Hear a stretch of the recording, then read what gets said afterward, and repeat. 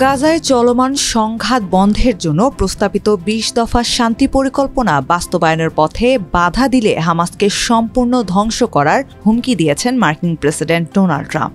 Trump বলেন, Hamas যদি গাজার নিয়ন্ত্রণ ও ক্ষমতা ছাড়তে অস্বীকৃতি জানায় তবে তাদের সম্পূর্ণভাবে ধ্বংস করে দেওয়া হবে।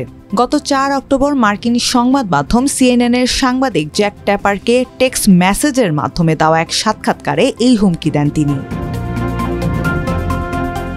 জ্যাক টেপার টেক্সট মেসেজে ট্রাম্পকে প্রশ্ন করেন, সিনেটর লিন্ডসে গ্রাহামের বক্তব্য অনুযায়ী হামাস নিরস্ত্রীকরণের শর্ত রাজি না হওয়া এবং গাজার প্রশাসন ফিলিস্তিনিদের হাতেই রাখতে চাওয়ায় তারা কার্যত ট্রাম্পের যুদ্ধবিরতির প্রস্তাব প্রত্যাখ্যান করেছে।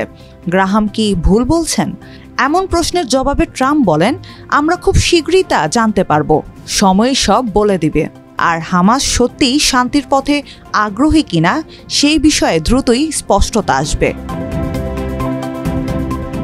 ইসরায়েলের প্রধানমন্ত্রী বেনিয়ামিন নেতানিয়াহু তার পরিকল্পনাকে পুরোপুরি সমর্থন করছেন কিনা এমন প্রশ্নে ট্রাম্প সংক্ষিপ্ত উত্তর দেন, হ্যাঁ, বিবির সঙ্গে আছি। এছাড়া ট্রাম্প জানান তিনি এই যুদ্ধবিরতি প্রস্তাব বাস্তবায়নে কঠোর পরিশ্রম করছেন এবং এটি শীঘ্রই কার্যকর হবে বলে তিনি আশাবাদী। এর আগে গত ৩ অক্টোবর ট্রাম্প দাবি করেন তার প্রস্তাবিত যুদ্ধবিরতি পরিকল্পনায় ইসরায়েল প্রাথমিকভাবে সেনা প্রত্যাহারের শর্তটি মেনে নিয়েছে। সামাজিক যোগাযোগ মাধ্যম ট্রুথ সোশ্যালে দেওয়া এক পোস্টে ট্রাম্প লেখেন, এখন প্রশাসন হামাসের নিশ্চিত জবাবের অপেক্ষায় রয়েছে। হামাস সম্মতি জানালেই যুদ্ধবিরতি তাৎক্ষণিকভাবে কার্যকর হবে। বন্দী ও কয়েদি বিনিময় শুরু হবে, এরপর ধাপে ধাপে সেনা প্রত্যাহারের পরবর্তী পর্যায়ে আসবে, যা আমাদের নিয়ে যাবে সেই ৩,০০০ বছরের বিপর্যয়ের অবসানের আরও কাছে।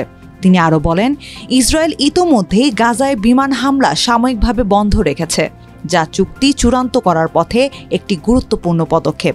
কিন্তু ট্রাম্পের এই মন্তব্যের পরেই গাজায় ইসরায়েলি হামলায় অন্তত ৭০ জন নিহত হওয়ার খবর প্রকাশ করে সিএনএন।